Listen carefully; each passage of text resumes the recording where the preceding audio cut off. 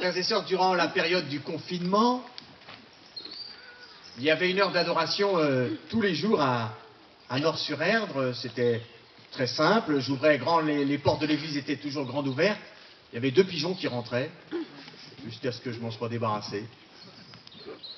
Le Saint-Sacrement était sur l'autel.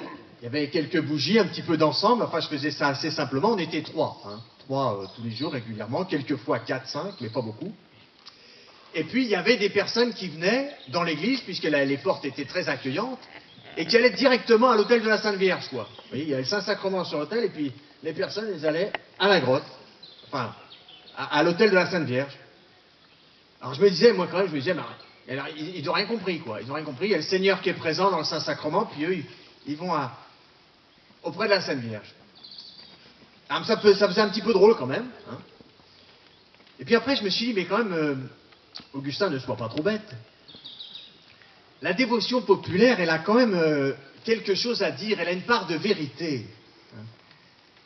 Et en fait, aujourd'hui, vous voyez, on fête l'Assomption de Marie, et c'est quand même une grande fête pour nous. On vient dans des lieux un petit peu originaux, comme à la grotte de Couffet, à la grotte de Petit-Mar, à Casson, etc. C'est une grande fête pour tout le monde, c'est même un jour férié, sauf dans le supermarché. Maintenant, j'ai vu que c'était ouvert encore ce matin, mais bon, ils n'ont pas compris l'important de la Sainte Vierge. Alors vous voyez, je raisonnais comme ça, je me dis, ben moi je suis devant le Saint-Sacrement, pendant cette heure d'adoration, les gens ils vont devant la Sainte Vierge. Après je me suis dit, ben, en fait, les vérités sur Dieu, ça dépasse notre entendement, quoi, aussi grand soit-il. On peut parler de Dieu, on peut parler avec Dieu, on peut être plongé en Dieu, mais en fait on atteint Dieu toujours par la foi, et comme dit Saint Jean de la Croix, c'est toujours de nuit, c'est-à-dire qu'on est quand même dépassé profondément par ce mystère de Dieu que chacun nous essayons de vivre et d'accueillir. Alors, je me disais, ces braves personnes qui vont directement à la Sainte Vierge, si je peux dire, à l'autel de la Sainte Vierge, c'est-à-dire que le lien avec Marie, d'une certaine façon, il ne se fait pas dans la foi. D'une certaine façon, il se fait plus directement, me semble-t-il, parce que Marie, elle est vraiment pleinement de notre humanité. Hein. C'est une femme comme chacun de nous. Et qu'on le dise d'une manière ou d'une autre, comme on veut, Marie, eh ben, c'est notre maman. C'est notre maman, c'est-à-dire une grande simplicité, une grande intimité avec elle. Et je me disais, quand on regarde le rapport qu'on peut avoir avec nos mamans, les enfants qui voient leur maman, alors d'abord, elle est auréolée d'une auréole, je dirais, énorme, hein, immense. En même temps, une maman, on lui demande tout. Hein, on lui demande tout à sa maman. Maman, où est-ce que j'ai mis mes chaussettes? Maman, est-ce qu'il faut que tu me conduises à l'école? Je vais être en retard à l'école. Maman, est-ce que je peux venir en vacances chez toi? Est-ce qu'on peut venir en vacances chez toi?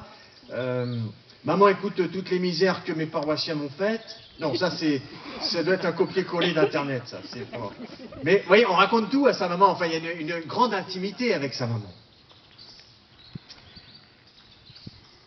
Et puis, quand on est passé près de Marie, après, je dirais, après avoir salué sa maman, sa mère, on peut passer à des choses, je dirais, maladroitement, plus sérieuses, quoi, plus incandescentes, que sont, par exemple, évidemment, notre rapport avec Dieu, quoi.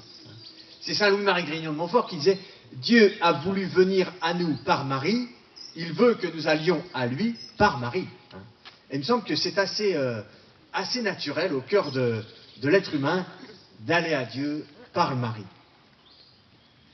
Alors je fais une petite analogie, hein, que j'espère plus juste que fausse, même si le propre d'une analogie c'est d'être plus fausse que juste.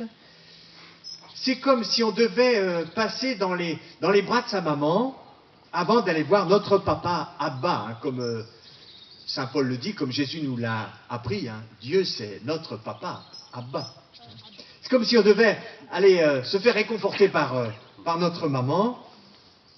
On vient à elle avec tous nos soucis, elle nous accueille comme on est, elle nous remet en confiance, avec la confiance qu'on lui fait, elle nous serre sur son cœur, je dirais volontiers, elle nous recoiffe un peu si on a des cheveux, et puis après on peut aller voir notre Père, avec confiance, puisqu'on sait, en plus on sait que Marie, elle a tout pouvoir sur le cœur de Dieu, quoi. Donc c'est l'intermédiaire avant d'aller voir le Seigneur. Je dirais que nous nous réfugions dans le cœur de Marie. Si nous nous réfugions dans le cœur de Marie, c'est aussi parce que la grandeur de notre vocation est vertigineuse. Vous voyez, c'est comme si on fermait les yeux face à un événement qui nous impressionne trop. Moi, je pensais à les autruches. Les autruches, on dit qu'elles mettent la tête dans le sable quand elles ont peur. Eh bien, nous, face à Dieu, face à l'appel que Dieu lance à chacun de nous, eh bien, on est impressionné, on plonge notre cœur, notre tête dans le cœur de Marie. Voilà le premier point de cette homélie, qui ne sera plus très longue. On se plonge dans le cœur de Marie, mais seulement, et je dirais c'est cette fête de l'Assomption, l'Assomption de Marie nous le rappelle. Cette fête, elle est un peu à double effet, à double tranchant, si je peux dire, parce que nous célébrons avec toute la joie possible le cœur de Marie, dans lequel nous pouvons nous plonger, mais nous célébrons en cette fête de l'Assomption le cœur de Marie qui est accueilli dans le cœur de Dieu. Voilà le deuxième mouvement. Et avec cet accueil dans le cœur de Dieu de la Vierge Marie, eh bien nous sommes tous accueillis en Dieu. Elle nous entraîne tous avec lui jusqu'à Dieu. Voilà le deuxième effet. En nous cachant dans le manteau de Marie, nous nous rappelons que nous sommes faits pour plus grand que notre existence terrestre. Tous ceux qui vont à l'autel de la Vierge Marie, c'est parce qu'ils attendent plus de leur vie que simplement ce qu'ils vivent.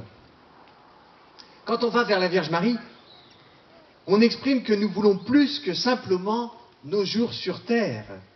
Nous témoignons que nous sommes faits, malgré nous, malgré nos faiblesses, malgré nos péchés, malgré tout, nous sommes faits, chacun de nous, pour le cœur de Dieu. C'est notre vocation. La fête de l'Assomption est un bouton de fleurs qui s'ouvre et comme une rose qui s'épanouit. Je dirais, c'est la tige de toute notre vie qui parfois peut ressembler à une apocalypse compliquée et douloureuse. À travers les épines et les souffrances et la mort même, eh bien Dieu arrive à tracer son chemin de salut pour l'humanité, avec Marie au devant, pour nous conduire à la plénitude de sa vie. Merci Seigneur d'attirer chacune de nos vies jusqu'à toi. Chacun de nous, nous sommes appelés jusqu'au cœur de Dieu. C'est notre vocation humaine, notre vocation chrétienne. Merci Seigneur. Merci Seigneur d'être passé par Marie pour venir jusqu'à nous et nous attirer dans la douceur jusqu'à toi. Merci Vierge Marie de nous porter avec toi. Amen.